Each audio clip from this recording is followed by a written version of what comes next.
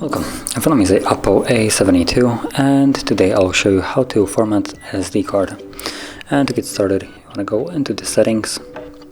From there, navigate to additional settings, tap on storage, scroll down and you'll find the SD card, so choose that, and then here you should see format SD card.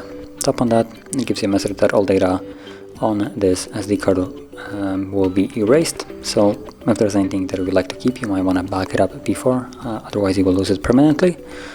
But assuming you have done it or you don't want to, tap on the format SD card, tap on it again, a process will begin.